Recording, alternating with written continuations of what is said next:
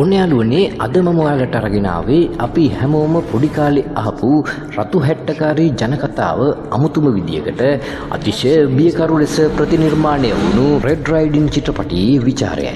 මේක ගොතික් හොරර් සහ survival thriller කියන ගණවලට අයිති හිතා ගන්න බැරි තරම් গুপ্ত බවක් රැගත් නිර්මාණයක්. සුරංගනා කතාවක තියෙන ඒ ලස්සන වෙනුවට මෙහි තියෙන්නේ වනාන්තරයක් මැද සැඟවුණු මාරාන්තික අභිරහසක් සහ ලේපිපාසිත දඩයමක්. චිත්‍රපටයේ කතාව ආරම්භ වෙන්නේ රෙඩ් කියන තරුණිය වටා. අය තමන්ගේ අසනීපෙන් ඉන්න මිත්තනිය බලන්න ඝන වනාන්තරයක් මැදින් යන ගමනක් මෙහිදී පෙන්වනවා. හැබැයි මේක අපි අහපු කතාව වගේ නෙවෙයි. මේ වනාන්තරයේ වෘකෙක් ඉන්නවා කියලා ජනප්‍රවාදයක් තිබුණත් සැබෑ සතුරා ඊට වඩා ගොඩක් වෙනස් සහ බුද්ධිමත් කෙනෙක්. මෙහිදී රෙඩ් සිද්ධ වෙනවා තමන්ගේ ජීවිතය බේරා ගන්න අතිශය භයානක සටනක නිරත වෙන්න. මේක නිකම්ම හඹා යෑමක් තියෙන කතාවක් නෙවෙයි. මිනිස් වෙස්ගත් රකුසන් සහ විශ්වාසය පාවා දීම ගැන කියන හරිම දරුණු කතාවක්. රතු හැට්ටය මෙහිදී සංකේතවත් කරන්නේ අහිංසකකම නෙවෙයි. තමන්ගේ මාරාන්තික අනන්‍යතාවය බව අධ්‍යක්ෂවරයා ඉතාමත් තාත්විකව ඉදිරිපත් කරනවා. චිත්‍රපටයේ කැපී පෙනෙනම දේ තමයි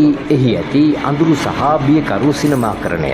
වනාන්තරයේ තියෙන ඒ මීදුමෙන් වැසුණු গুপ্ত බවත් රතු පැහැති ඇඳුම ඒ අලුපාට පරිසරය මැද කැපී පෙනෙන ආකාරයත් ප්‍රේක්ෂකයා ඇත්තටම ඒ මායාවී ලෝකයට අරගෙන යනවා. අධ්‍යක්ෂවරයා ඉතාමත් දක්ෂ විදියට විෂුවල් ස්ටෝරි ටෙලිං පාවිච්චි කරලා වචන වලට වඩා දර්ශන වලින් බය ගොඩන කරලා තියෙනවා. විශේෂයෙන්ම මෙහි එන සවුන්ඩ් ඩිසයින් එක ඇඟ කිලිපොලා යන මට්ටමේ පවතිනවා. කොලාතු පෑගෙන හඬ, වෘකේකු වැනි ගෙරවුම් හඬවල් සහ හදිසියේ මතුවන දර්ශන චිත්‍රපටයේ තීව්‍රතාවය වැඩි කරන්න ලොකු දායකත්වයක් දෙනවා. සටන් ජවනිකා පවා ඉතාමත්ම රළු සහ තාත්වික මට්ටමක පවතිනවා. පියවරෙන් පියවර රෙඩ් දඩයම් කරුවෙකුගෙන් දඩයක්කාරියක් දක්වා පරිවර්තනය වන ආකාරය ප්‍රේක්ෂකයාගේ කුතුහලය අවසානය දක්වාම රඳවා ගන්නවා. ප්‍රධාන චරිතය නිරූපණය කරන නිලියගේ රංගනය අති විශිෂ්ටයි. ඇයගේ ඇස් වලින් පෙනෙන ඒ මරණීය භීතිය සහ පසුව මතුවන වෛරය ඇය මනාව පෙන්වනවා. ඒ වගේම මෙහි එන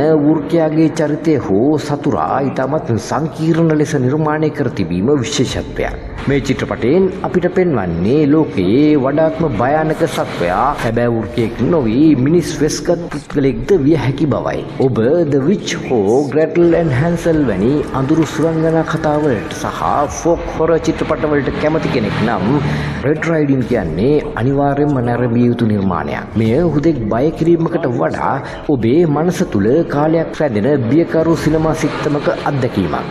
ඉතින් මේ චිත්‍රපටය ගැන ඔබ මොකද හිතන්නේ? වනාන්තරයක තනියම මෙහෙම ගමනක් යන්න ඔබට ධෛර්යය තියෙනවාද? පහලින් කමෙන්ට් කරන්න. තවත් මෙවැනිම අద్භූත විචාරයකින් හමු වෙමු. ඒ වගේම අපේ YouTube channel එක subscribe කරන්නත් පහළ තියෙන bell සලකුණ click කරන්නත් අමතක කරන්න එපා.